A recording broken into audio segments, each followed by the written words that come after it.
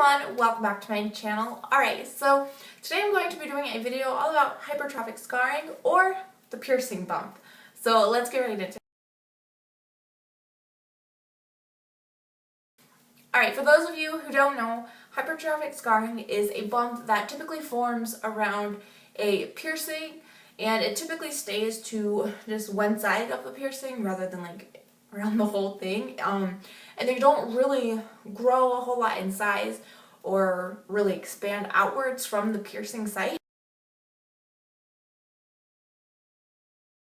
Alright, so these bumps are red or pink in color, but often they will fade to more of a flesh color. And often there are dry flakes that form around the bump as well. And also with these bumps, there's no like draining of fluids or anything like that. There's no pus or any kind of other fluid. They're just kind of solid masses, I guess you could say.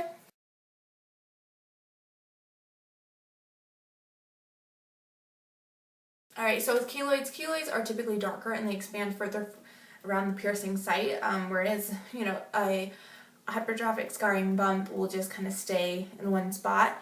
But, keloids, they'll expand, and if given the chance, keloids will get massive. And keloids are also very painful. They're, much harder to remove, they're itchy, they're tender, all that kind of stuff. Whereas, a bump isn't, a hypertrophic scarring bump isn't really, it doesn't really hurt. Might be a little irritated, the piercing might get a little irritated from it, but, it's not going to be extremely painful, and it's not going to be super difficult to remove. Alright, so for treatment there's various options, and if the piercing is in a location where a little disc could fit very snug up against the bump, then I recommend no pull piercing discs. And if you haven't ever heard of them, I do have a video all about them, which I will have linked for you guys, but this is just what they look like, so you guys can just kind of get an idea. And you just put the disc on your jewelry and it'll sit right up against the bump, and over a few weeks, typically a few weeks, it will, make the bump disappear and all kind of. Or another option is saline soaks or sea salt water soaks. Now these are pretty standard, it's just sea salt and water, warm water.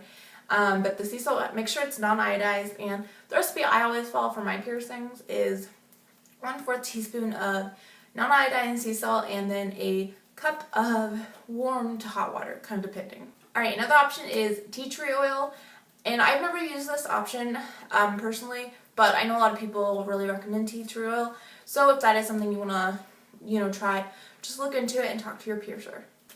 Alright, next option is a daily massage with emu oil, and that's just putting emu oil on the affected area, the piercing. Now, I have tried that before. Actually, in my latest Rook update video, I do talk about that and how I've been trying emu oil and all that kind of stuff. I like it so far, but it's not really, because I do have a little bit of a bump on my Rook piercing. But what I'm going to be trying is I'm going to be trying the, little no-pull discs, because I definitely think that those will work.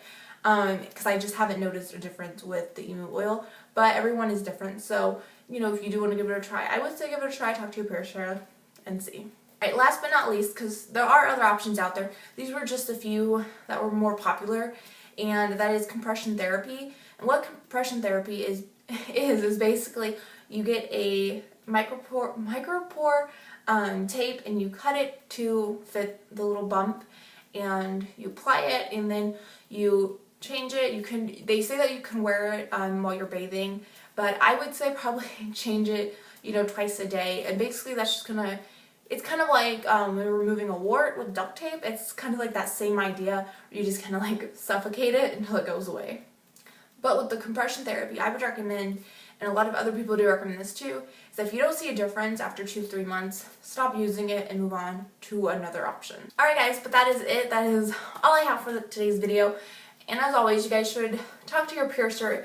If you do have any questions, make sure it's a reputable professional piercer. And keep in mind, I'm not a professional piercer. I do have a lot of experience with piercings, but you should always talk to a professional piercer rather than just solely listening to my advice or somebody else who is not a professional piercer. If you are curious about any of my other piercing related videos, check the down bar. I have a link to my piercing playlist, which obviously just has all my piercing related videos in it.